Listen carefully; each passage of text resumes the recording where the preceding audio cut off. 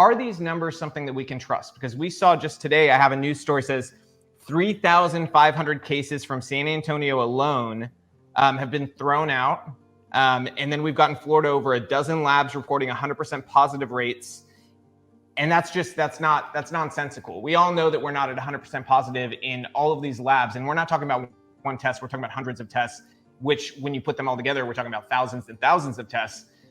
And then we have, cases like we saw yesterday. There's a grandfather who's tested 11 times positive for COVID, and that counts as 11 different cases. So is that something that the public can trust when they're looking at just the rate, how many cases there are versus the mortality rate?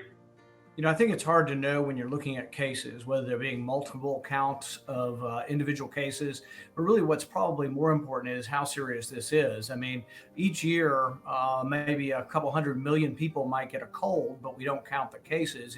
It's the severity of the result that's more important. So I think deaths are important.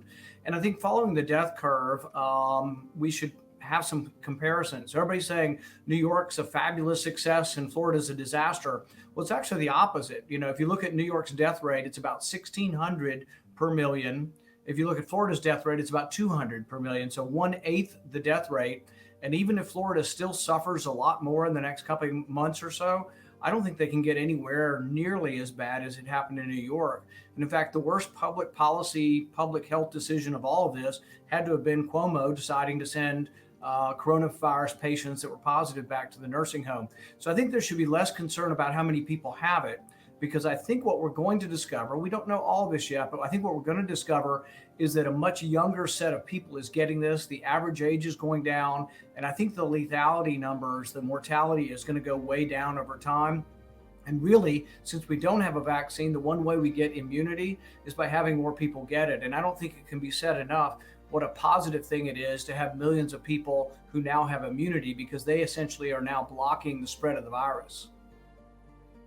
Absolutely. One of the things that we were talking about before we came on today is the vaccine, because there seems to be this push against, looking at other alternatives, looking at therapies, and this idea that a vaccine is going to fix everything. And the reality is, this is the most rushed vaccine in history. So do you have any concerns about that? Because from our end, just as parents, not even as a political thing, but just as sort of a common sense thing, I don't feel entirely comfortable having my child be a guinea pig for something that's going to be the most rushed in history. I would like to see long-term safety studies before I do that, especially given the fact that for kids under 18, the risk they're taking of actually dying is 1 in a million. So, do you think that in a free society, basically in a free society, every individual family and every individual weighs the risks of the vaccine versus the risks of the disease? I frankly think hundreds of thousands, if not millions of people will sign up immediately, particularly if they're high risk. So your child has a mortality rate of about 1 in a million or less, but your grandparents who are in their 80s might have a risk much higher. They may choose voluntarily to get vaccinated. So everybody makes the decision, but it should be by persuasion. And I'll give you an example. The first smallpox vaccine was live and very dangerous, but so was the disease.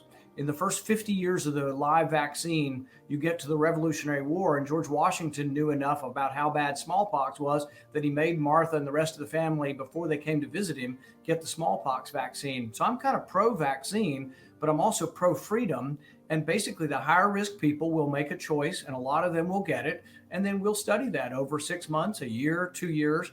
But the other thing is, look, there's millions of us like me now who are immune. Are they going to hold me down and stick a needle in my arm? They probably will, because these people believe in the idea that they are so right and that their cause is so righteous that they can inflict it on others, which is sort of leads into the book a little bit, that people believe that they're so right that they can inflict their will upon others, which is essentially socialism.